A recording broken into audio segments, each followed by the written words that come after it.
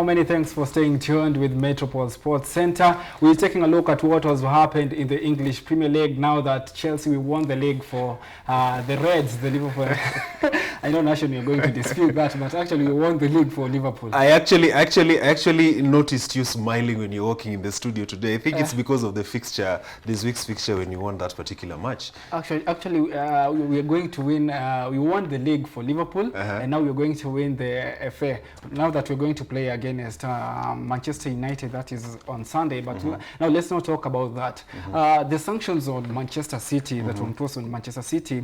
Manchester City will now play feature in the UEFA Champions League next season, and now Manchester United have to work extra hard to make sure that they don't finish fifth on the league, and actually they have a slot in among the top four. But things look a bit tough now that they drew against Southampton, the Saints. I heard Peter Drury saying that the Saints hope the Devils, and I was like, okay. But the question is, just let's take it out of football for a moment. This is just on a light side. Has the Devils ever won against the Saints? No. They have. Really? In the previous seasons. Yeah, they have, but apparently things seem to be a bit tough. I mean, Ole, this is actually the most precious moment for him, because actually he was supposed to win that match and actually move from position 5 to top 3. But again, Manchester United were leading 2-1. And the goal came at the last minute. That was at the 96th minute of that particular game. Now let's go back a bit to the issue of Manchester City being allowed to play in the Champions League. That particular ruling by the Sports Tribune, Court of Arbitration of Sports, was it results, or was it prediction? Was it a judgment that you were expecting? Am you expecting otherwise? Actually, I didn't expect that. For me, I knew Man City wouldn't feature in the UEFA Champions League next season. But again, you look at it like they're spending their money, so you can't. Pep was saying that the UEFA is actually fighting them for spending their own money. How can that happen? How can I? It's your money, you get. So to me, I didn't expect that. But again, most players like Kevin De Bruyne, the likes of Sterling, Mahrez, they were saying that if you're not going to play next season in the UEFA Champions League, then there's no need to stay at City. But now again, you see this outcome it has given them. It's actually the biggest win. It has invigorated them in a way. Still talking on matters Champions League. The performance of Liverpool seems to be waning over the past few games that they are playing. They drew in their last game. You remember before they had been beaten by Manchester City, but that, as in, they are not that consistent. Before they won the league, at least we were sure that whenever they went into any particular game, they are going to win. But right now, things are changing. What do you think? Is it that they are complacent, or what's going on? I think now they're very reluctant now that they won the league, and they've been taking so many bottles of beer in the past weeks. Now they've been in that jubilation mood. But again, you look at them. Jurgen Klopp wants to have a new record for the English Premier League. He wants to win the remaining matches and actually finish the league with maybe 100 points, and that will be another achievement for him as a manager, and maybe he'll have another year to stay at Liverpool. But again, you look Chelsea playing them next week on Wednesday. Chelsea really need to win that match in order to secure. Do they need to win because they're your team, or because no, Liverpool, we won for them the league. Now they need to give us this chance to actually participate in the UEFA Champions League. We're having the likes of Hakim Ziyech coming, Timo Werner will be there. Now how can we participate in the Europa League? So it's only fair for Chelsea to be in the Champions League. Let's quickly shift gears to my team, Arsenal. Of course. What did you make of the game that they played in the course of this week? Arsenal, they have not been very consistent, and the players have not settled at the club with Arteta. So to me, I think it's going to be very tough. Leno is out. You saw Martinez was in between the post, and he's not doing his best. So everyone is actually anticipating when will Leno come back, and when will we go back to our winning ways. They're not even having a slot. They're not even in a position to have a slot in the Europa League competition. So for me, your team, you really have a lot to do. You need to sign good players come next season.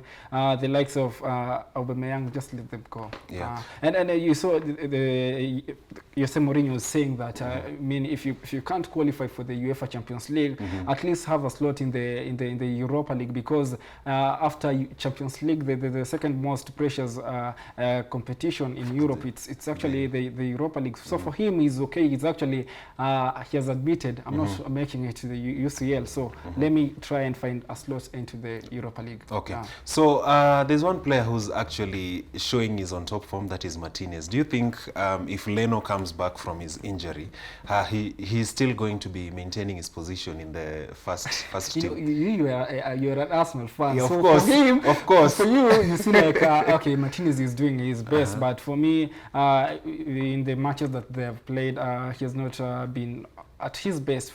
I prefer Leno between the post, but again, the entire team is not working very well. But given a chance that he has a very strong defense, look at the likes of David Luiz and Mustafi. They're making mistakes in every game, so it becomes very tough for him to become outstanding in the post. So he's good, but actually Arteta needs to strengthen the defense. I think he needs to use 4 defenders, and like he's using the formation of 3-4-3. The defense with Luiz and Mustafi, it becomes very weak.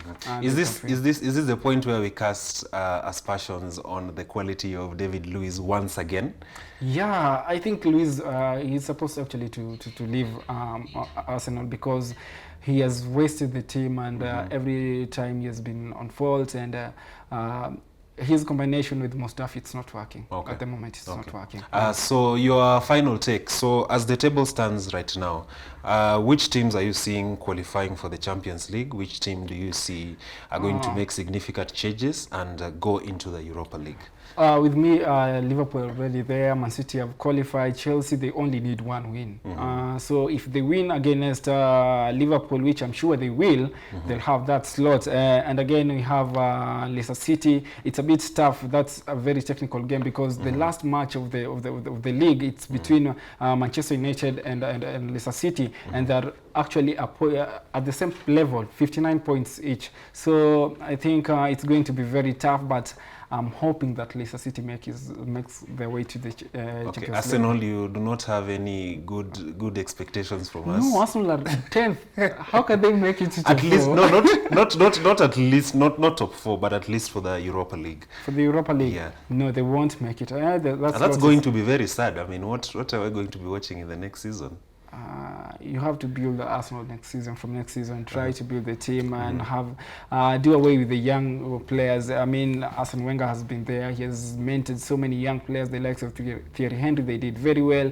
Now the likes of Saka, I mean, they're not clicking in the team. So you need to get experienced players. Pepe came in, but it's not working in England for him. So try and get experienced players who have played actually in England and not other leagues, because they understand the league more than these players who are coming in like Pepe, and do away with David Luiz, because he'll eventually cost Arsenal next season. And at least once he's sold, that money can be used to get new players for the team. There's so many young players who are playing, very nice players playing for Norwich, which is going to be relegated. They can get them, the likes of Aston Villa, if they're relegated, get players from such teams and boost Arsenal. Okay. So on Metropole Sports Center, we're going to be following that conversation on the qualification into the Champions League and the Europa League. In Money Ref, we are going to look at some of the players who play the NFL, who are actually earning big, and At number 1, we have Russell Wilson, who plays for Seahawks, and he is earning a total of $53 million. And then we have Kirk Cousins, who plays for Vikings. He earns a total of $40 million. Again, at number 3, we have Carson Wentz, who plays for Eagles at $39.4 million. That's US dollars. Then Ryan Tannehill plays for Titans at $37.5 million total earnings. Then we have Jared Goff, who plays for Rams, earning a total of $31 million. That's US dollars. Now, these are the price of halftime commercials that have been aired on the Super Bowl halftime show in comparison with years. In 2015, the price of a 30-second advert at the NFL Super Bowl was costing a total of $4.2 million. In 2016, that was 4.5. In 2017, that was 5 million. And in 2018 was 5.2. 2019, $5.3 million, and then in 2020, $5.6 million. You'll notice that the price of a 30-second advert in the NFL continues to rise over the years. We are going to be, if this is the trend that is going to be continuing in the NFL, then chances are that the price of a 30-second advert in the NFL next year is going to cost pretty much higher than this year. Now, time to switch gears into the sports facts segment of the show, where we usually look at the interesting aspects in the sport. Now, on today's show, since you're talking about the NFL, these are some of the interesting facts that you need to understand about the NFL. Now, the youngest Hall of Famer inductee is Gal Sayers, who was inducted at 34, and the oldest is Ed Sabol, who was 94 upon being inducted. And then the first televised NFL game was in 1939. Approximately 500 TV set broadcasts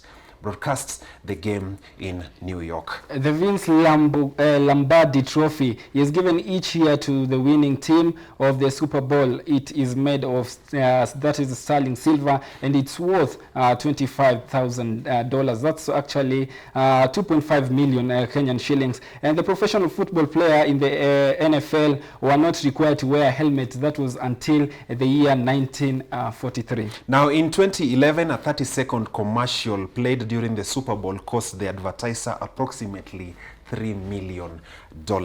That's pretty much a lot of money for just 30 seconds. Just take a moment and think about that. 30 seconds, $3 million was used in that particular advert. Now, that concludes our second part of Metropole Sports Center. We take a short commercial break, and then after the break, we are going to be going through the Events Watch segment of the show. See you after the break.